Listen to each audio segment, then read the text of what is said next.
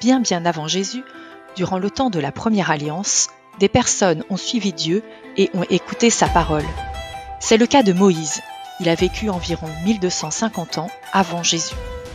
On trouve l'histoire de Moïse au tout début de la Bible, dans le 2e livre, le livre de l'Exode. Dieu a demandé à Moïse de libérer son peuple de l'esclavage. Les voilà partis dans le désert. Yakin, toute sa famille et le peuple hébreu viennent de quitter l'Égypte, un pays où ils étaient malheureux. Moïse, envoyé par Dieu, les guide dans le désert vers la terre promise. Après plusieurs jours de marche, tous s'arrêtent pour camper au pied de la montagne du Sinaï.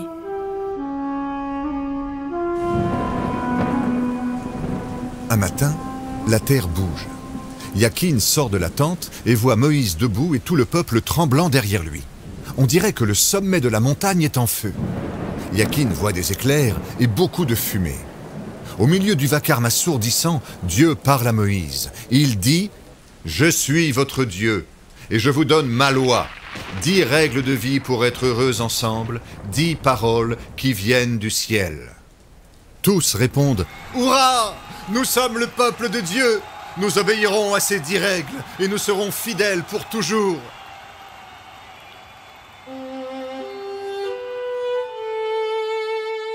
Yakin a peur d'oublier. Il compte sur ses doigts, il se souvient de la première parole. « Je suis votre Dieu, je vous ai fait sortir d'Égypte, il n'y a pas d'autre Dieu que moi. » Il se souvient aussi de ce qui est interdit. Tuer, voler, mentir, se montrer jaloux et beaucoup d'autres choses encore. C'est difficile de tout comprendre, mais Yakin a confiance en Dieu. Quelques jours plus tard, Dieu appelle Moïse au sommet de la montagne. Pour que tous se souviennent, Dieu grave les 10 paroles sur 2 pierres plates. Moïse est parti. Au campement, certains marmonnent « Moïse a disparu dans la montagne. Dieu nous a abandonnés. Nous sommes perdus tout seuls dans le désert. Il nous faut un autre Dieu. » Ils décident de fabriquer une statue en or, un taureau qui étincelle au soleil. Ses yeux brillent tellement qu'on le croirait vivant. Ils organisent une fête en son honneur.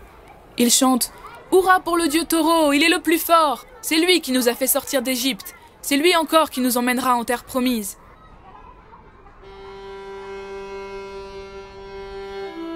Yakin est très fâché. C'est un mensonge. Ce n'est pas cette statue qui les a fait sortir d'Égypte. Elle ne peut pas marcher. Ce taureau ressemble plutôt à un veau qui cherche sa maman. Ce peuple est comme un petit enfant perdu. Vivement que Moïse revienne. Soudain, on entend un grand cri. Moïse est de retour, furieux. Il lève les 2 pierres au-dessus de sa tête et les jette par terre.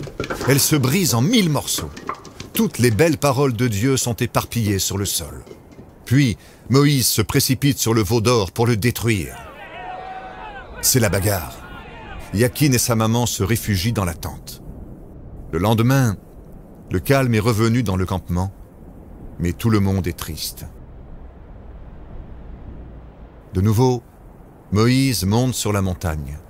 Il demande à Dieu de pardonner à son peuple. De nouveau, Dieu écrit les 10 paroles dans la pierre. De retour, Moïse les dépose dans un coffre précieux. 4 hommes hissent le coffre sur leurs épaules et tout le peuple se remet en route vers la terre promise. En marchant, Yakin compte sur ses doigts. Il connaît les paroles de Dieu par cœur maintenant.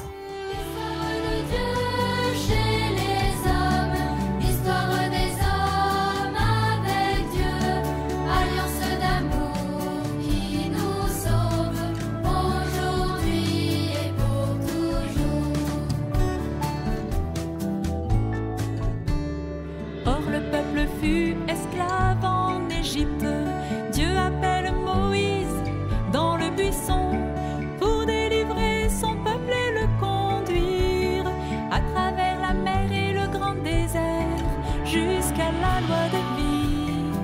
Voici l'alliance visible sur des tables de pierre. Au nom du Père, et du Fils, et du Saint-Esprit. Amen. Seigneur, tu nous donnes tes paroles de vie pour vivre en frères. Aide-nous à être attentifs aux autres.